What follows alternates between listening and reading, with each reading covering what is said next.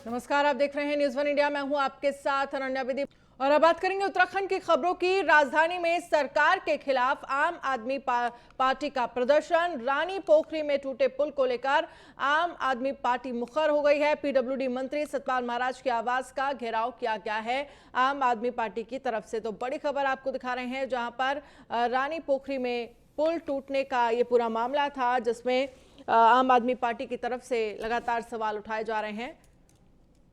तो टूटे पुल को लेकर आम आदमी पार्टी मुखर होती हुई नजर आ रही है।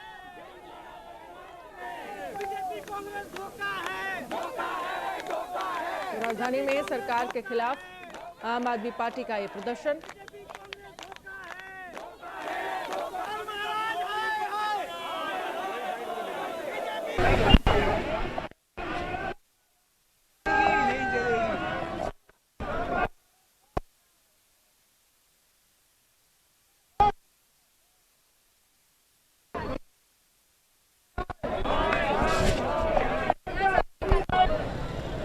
बीते रानी पोखरी में 6 दिनों पहले पुल टूटने की वजह से गढ़वाल का जो पूरा यातायात था वो बिल्कुल बाधित हो गया था और कहीं ना कहीं अब लोगों को अन्य मार्गों की सहायता लेनी पड़ रही है। लिहाजा आम आदमी पार्टी ने आज यहाँ पर पीडब्ल्यूडी मंत्री सतपाल महाराज के आवास का घेराव करने का जो कार्यक्रम रखा है, वो यहाँ पर आप तस्वीरों में देख पाते हैं कि काफी तादाद में जो आम आदमी पार्टी के जो कार्यकर्ता हैं, नेता हैं, वो यहाँ पर मौजूद हैं और लगातार यहाँ पर एक आवास को के बाहर इनका सतपाल महाराज जो मंत्री हैं उनके आवास के बाहर ये प्रदर्शन कर रहे हैं। पुलिस ने हालांकि बैरिकेडिंग लगाकर इनको रोक दिया गया है। तो लिहाजा प्रदर्शन के स्वरूप में जो महिलाएं हैं, आम आदमी पार्टी की जो कार्यकर्ता हैं, महिलाएं हैं, वो इस सड़क पे ही धरने पर बैठ गए हैं। मेरे साथ आम आदमी पार्टी के नेता संजय भट्ट हैं, उनसे भी जानना चाहेंगे। भट्ट जी, क्या कुछ पूरा एक रूपरेखा रही थी, चूंकि पुल को टूटे हुए तकरीबन 6 दिन हो गए हैं, लाइफलाइन कह सकते हैं हम इस पूरे एरिया की।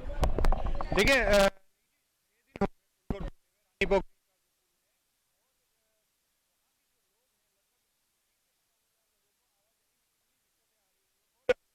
यही नहीं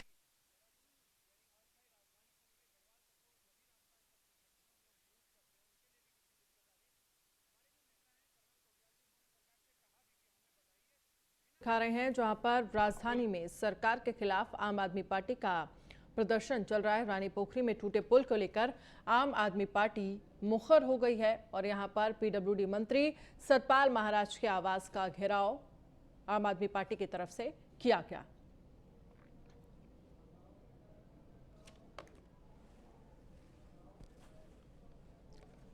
तो पीडब्ल्यूडी मंत्री सतपाल महाराज के आवास का घेराव यहां पर आम आदमी पार्टी के कार्यकर्ताओं ने किया। तस्वीरें हम आपको दिखा रहे हैं किस तरह से यहां पर प्रदर्शन किया जा रहा है। तो आने वाले विधानसभा चुनाव को देखते हुए उत्तराखंड में आम आदमी पार्टी सरकार को घेरने का कोई भी मुद्दा नहीं छोड़ना चाहती और यही वजह है कि रानी पोखरी पुल के टूटने पर आम आदमी पार्टी मुखर हो गई है। और किस तरह से देखिए घेराव यहां पर सतपाल महाराज के घर का यहां पर किया गया। तमाम कार्यकर्ता यहां पर मौजूद हैं और नारेबाजी की जा रही है।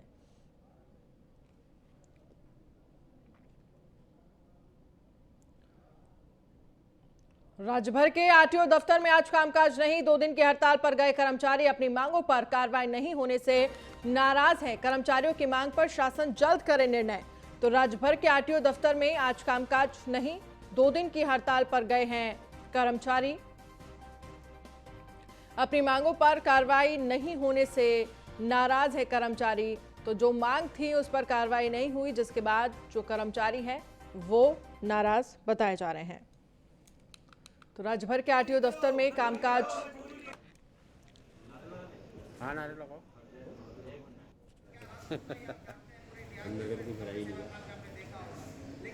और संदीप नेगी हमारे साथ ज्यादा जानकारी के लिए हमारे संवाददाता जुड़ गए हैं। संदीप नेगी, क्या कुछ जानकारी मिल रही है? राज्य भर में आरटीओ दफ्तर में आज कामकाज नहीं होगा, 2 दिन की हड़ताल पर है कर्मचारी, वजह क्या है?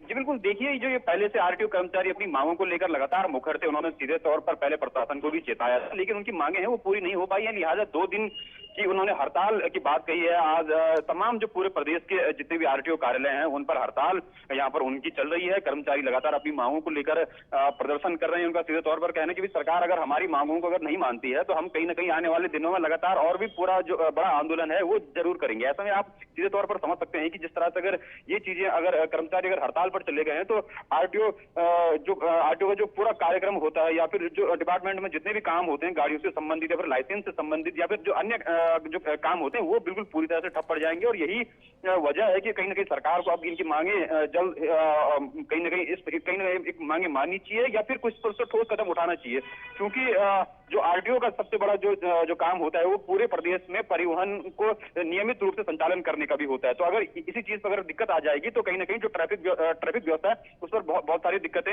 आनी लाजमी है। जी बिल्कुल, जिस तरह से देखा जाए, अगर हम बात करें आरटीओ का दफ्तर 2 दिन तक बंद रहेगा तो आम अगर हम जनता की बात करें तो क्या कुछ परेशानी हो सकती है, क्योंकि तमाम काम जाहिर सी बातें होंगे आरटीओ के दफ्तर में, वो अब नहीं हो पाएंगे 2 दिन तक।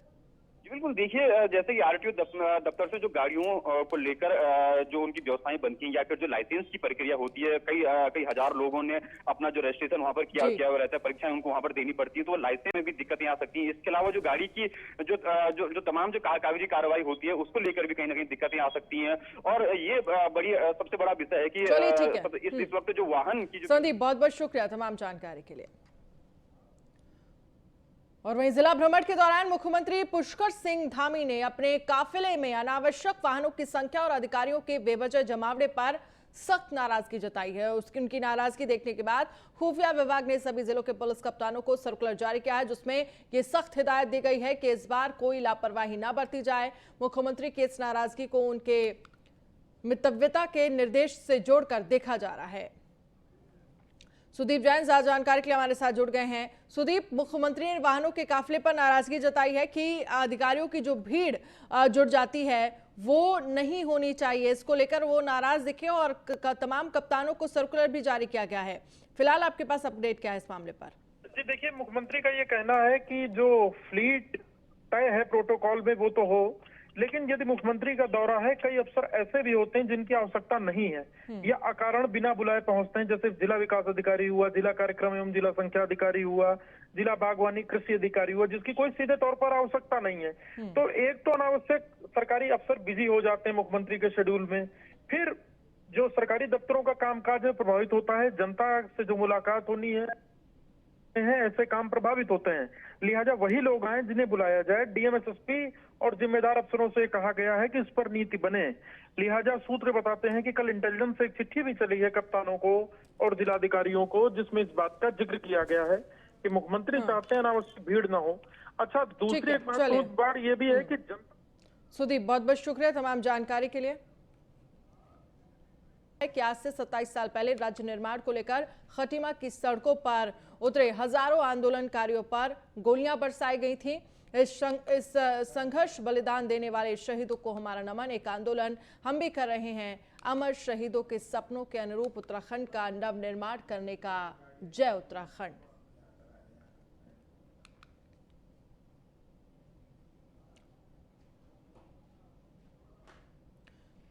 तो कर्नल अजय कोठियाल आम आदमी पार्टी के सीएम उम्मीदवार और आज से 27 साल पहले राज्य निर्माण को लेकर खटीमा की सड़कों पर उतरे हजारों आंदोलनकारियों पर गोलियां बरसाई गई थी।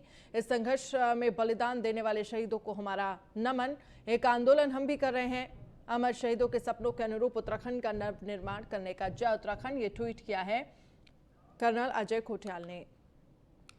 उत्तराखंड राज्य निर्माण के लिए समय समय पर अलग अलग आंदोलन हुए। इसमें सबसे पहला आंदोलन खटीमा से शुरू हुआ, जो कि आज के दिन खटीमा गोलीकांड हुआ था, जिसमें आंदोलनकारियों को अपनी जान भी गंवानी पड़ी थी। आज के दिन हुए खटीमा गोलीकांड में शहीद हुए लोगों की याद में दून स्थित शहीद स्थल पर आंदोलनकारियों को श्रद्धांजलि देते हुए रक्त शिविर का आयोजन किया गया। प्रदीप कुकरेती जिला अध्यक्ष राज्य आंदोलनकारी मंच पर मौजूद रहे। देखिए, आज जो खटीमा की शहादत इस राज्य के लिए जो प्रथम शहादत खटीमा से दी गई थी, आज 26 वर्ष बाद भी हम उन्हें केवल श्रद्धांजलि दे पा रहे हैं। और दुख इस बात का है कि 26 साल बाद भी उनको न्याय नहीं मिल पाया। हम लगातार आवाज़ उठा रहे हैं। धिक्कार दिवस के रूप में मनाया, तमाम आवाज़ें उठाई गई और आज 21 राज्य बनने के 21 साल बाद भी खटीमा में शहीद स्मारक नहीं है। केवल इस बात का मैं सुकून महसूस कर सकता हूं कि 21 साल बाद आज कोई मुख्यमंत्री खटीमा के शहीदों को श्रद्धांजलि देंगे, उनकी आत्मा को तृप्त करेंगे और शहीद स्मारक का नींव का स्मरण वहाँ पे रखेंगे, एक इमारत का रूप में वहाँ पे बुनियाद रखेंगे और उनको न्याय दिलाने के लिए कोई पैनल बनाने का काम। उत्तराखंड में कांग्रेस पार्टी 3 सितंबर से परिवर्तन यात्रा की शुरुआत करने जा रही है। यात्रा का पहला चरण 3 सितंबर से 6 सितंबर तक चलेगा। आपको बता दें कि खटीमा विधानसभा से यात्रा की शुरुआत की जाएगी और यात्रा के दौरान कांग्रेस महंगाई, भ्रष्टाचार, कृषि कानून और बेरोजगारी जैसे मुद्दों पर जन जागरूकता फैलाएगी। साथ ही जनता के सामने अपना पक्ष रखने का भी प्रयास करेगी। तो वहीं उपनेता विपक्ष करण माहरा का कहना है कि कांग्रेस ने विपक्ष में होने का समय समय पर धर्म निभाया है और अब पार्टी लोगों के बीच जाकर जनता के मुद्दों पर उन्हें अपने पक्ष में करेगी।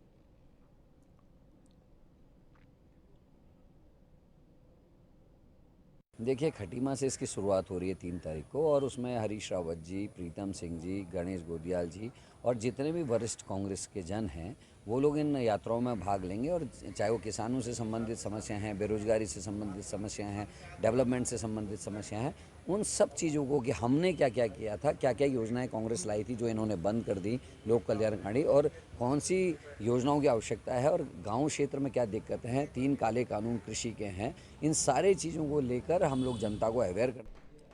रानी पोखरी पुल दुर्घटना मामले में खनन को जिम्मेदार बताने वाले अधिशासी अभियंता आरसी केलखोरा का पद अब पौड़ी के प्रत्युष कुमार को सौंप दिया गया। आपको बता दें कि नवनियुक्त अधिशासी अभियंता प्रत्युष कुमार को ऋषिकेश लोक निर्माण विभाग की जिम्मेदारी सौंप दी गई है।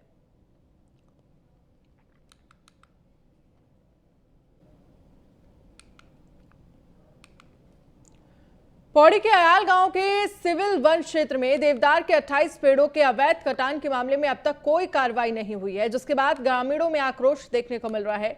सरपंच रविंद्र ने राजस्व विभाग पर भी कई सवाल खड़े किए हैं। साथ ही ग्रामीणों ने डीएम को ज्ञापन देकर जल्द ही इस मामले में उचित कार्रवाई की मांग की है। मामले में ग्रामीणों ने डीएम विजय कुमार जोगदंडे से भी मुलाकात की। आपको बता दें कि बीते 17 अगस्त को ग्रामीणों ने पेड़ कटान की शिकायत दर्ज कराई थी। हमारे गांव के जंगल में सिविल वन क्षेत्र में कुछ देवदार के पेड़ कटे हैं अवैध तरीके से किसी गिरोह द्वारा। तो उसकी जब एफआईआर हमने दर्ज कराई थी तो उसमें जांच की गई रेवेन्यू डिपार्टमेंट द्वारा, जिस जांच से हम संतुष्ट नहीं है, क्योंकि जो तथ्य उन्होंने सार्वजनिक किए हैं वो पूर्ण रूप से सही नहीं है। इसलिए जिनके बयान लिए गए वो बयान भी उजागर करें, जहां से लकड़ी बरामद हुई वो उजागर करें। फिर हमने डीएम साहब से ये अनुरोध किया कि आप इसके दोबारा से जांच करें। पौड़ी विकास खंड के अंतर्गत अयाल ग्राम में जो है एक घटना की जानकारी अभी ग्रामीणों ने दिया है।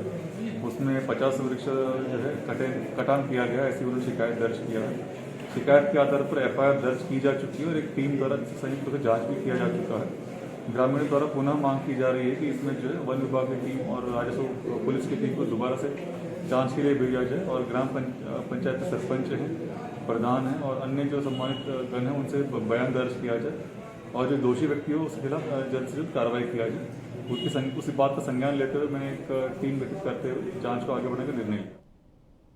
नैनीताल के नौकुचिया ताल झील में एक युवक की डूबने से मौत हो गई। युवक की पहचान अल्मोड़ा निवासी मोहित के रूप में हुई है, जो अपने साथियों के साथ झील में तैरने गया था। आपको बता दें कि युवक ने लाइफ जैकेट उतार कर तैरने की कोशिश की, जिसके बाद वो ज्यादा देर नहीं तैर पाया और उसकी मौत हो गई। युवक को डूबता देख उसके साथियों और आसपास के मौजूद लोगों ने उसे बचाने की कोशिश की, लेकिन तब तक युवक की मौत हो गई। वहीं मौके पर पहुंची एसडीआरएफ की टीम ने मदद से शव को बाहर निकाला गया। और उत्तराखंड की खबरों में फिलहाल इतना ही। आप बने रहिए न्यूज़ 1 इंडिया के साथ। नमस्कार।